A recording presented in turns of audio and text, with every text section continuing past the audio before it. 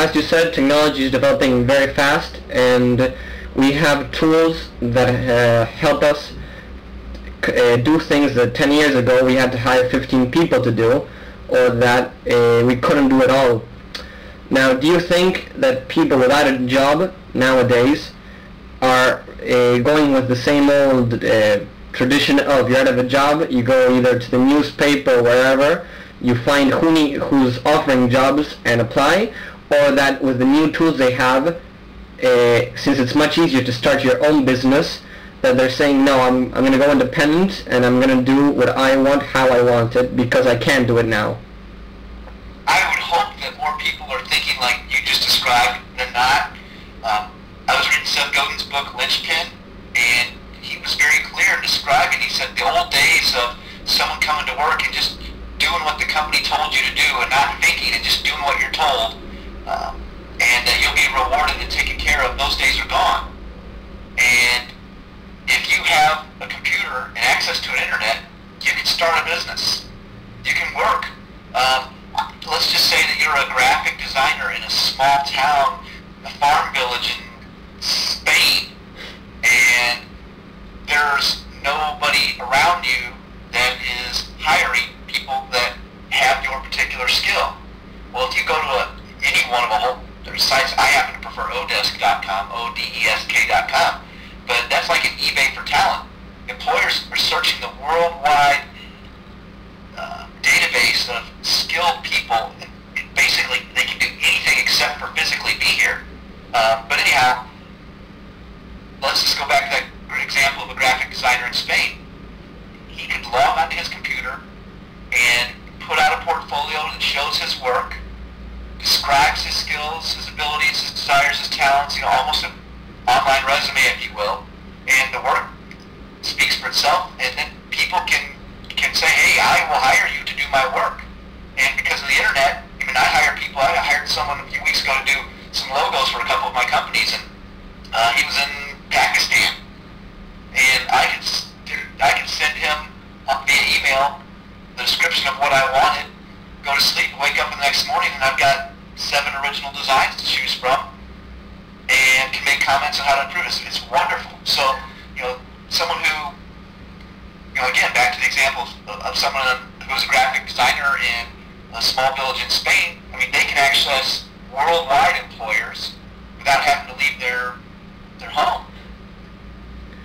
As Lynchpin said, the old days of doing what you're told may be over, but at the same time, in the U.S., union membership has dropped to record low at 6.9% last year, and it's probably going to keep on falling this year and so forth if the trend continues. How do you think that employee management or employee-employer relations have changed with such a low percentage of unionization?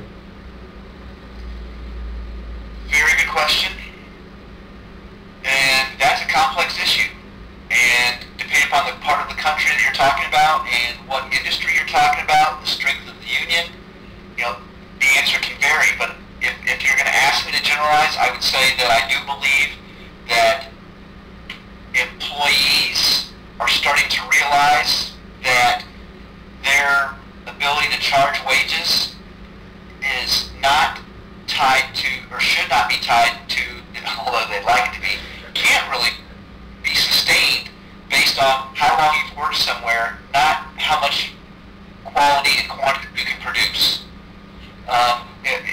They don't like it, but they have to acknowledge as a worker, even as a union member, that they are only as valuable to the company as the cost of replacing someone who can perform that someone or something technology that can replace that job function. And it's very difficult for an employee to make a case through the union that, hey, I deserve $25 an hour when the company can get that same exact work accomplished where the output would be indistinguishable to the end user as far as quality and quantity for 1/5 of that price. And the unions that try to make that case, I hate to tell you, but I know one particular company that didn't learn that lesson, refused to accept that, and basically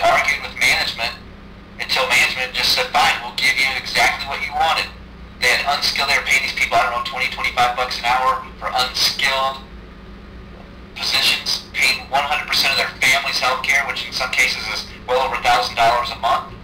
And we're talking about unskilled labor here, and the union pushed for demands of raises for people that had been there, and the company just got fed up and said, fine, we'll give you whatever you want. Then they did. They signed the agreement. The union cheered and claimed victory, and then very, very soon thereafter, the employees came to work and found out that they had no more jobs, that those jobs were now in Mexico. There was plants in Mexico, and then the employees were standing there holding the bag saying, well, how am I going to get paid that kind of money again? I don't have a college degree, or how am I going to pay for my family's health care? And they're like, that's what and the company basically told them, like, this is what we tried to tell you earlier, but, you guys put yourself in this position. So I think that if that hasn't happened to an individual, that individual typically knows somebody that something like that has happened to. So I think that is affecting. I think that's affecting how people see their unions and how they see their employers. And I think because of the tight economy, employees aren't as quick to believe what the unions say about, oh, the company can afford it, they're getting rich off of your labor, you deserve, they can afford it. I think that employees realize that the economy's tough and that, money isn't just growing on trees, and I think that they are much more likely to be sympathetic towards a valid case made by the company without the union's involvement. As one of the top minds in human resources, where do you think that human resources will be in 5 years? Very good question. I'll tell you where I hope it is. I hope that, because there are people out there that do jobs they hate because they feel they have to support their family. And technology and tools are becoming available that make, for lack of a better word, unskilled or undesirable work, in a lot of cases, unnecessary. And it's my hope that employers embrace technology where possible to allow or to put people in positions that allow them to do what they do best and like to do most, things that they're interested in, things that they like, things that require their skill, their knowledge, their ability, instead of just mundane, monotonous things that can be handled by a machine or technology. It's my hope that employers utilize, I'm a huge fan of psychometric tests and employment tests for pre-employment testing to help companies match what a job requires with the specific skills, attitudes, values, behaviors of those employees. And in the ideal world, I would like to see, and I think companies are moving towards this, at least the smart ones are, where they're identifying what do these roles require and how can we identify people who fit those roles, and how can we start grooming them for advanced positions before those positions open up that are in alignment with those workers' skills, attitudes, values, and behaviors. And I think when that happens, one of my favorite books is Good to Great by Jim Collins. And what he talked about was the importance of having the right people on the bus being, of course, being your company, and the wrong people off the bus. Not only is it important to have the right people on the bus, but it's important to have them in the right seats on the bus. And tools and technology are available, again, like I said, with the employment tests and whatnot, so employers can be very specific in identifying what jobs require and how do people match that. And if the companies can master that, then 5 years from now, I can see people being in positions that they like, that they're engaged in, that they are actually able to contribute more value in, and don't really feel compelled to just go to work and do a job that they hate because they need to pay the bills. That's, in 5 years, I would hope that the trends towards technology replacing jobs that don't satisfy people continues, and I would hope that employers get better at recognizing what an engaged employee can do and provide them with the pathways that are in alignment with their values and talents. That's what I'd like to see in 5 years, and I think it's possible. Definitely. Maybe not even 5 years. Some people are doing that now. I hope that it would catch on. Thank you very much, Mason. It's been a huge honor and pleasure.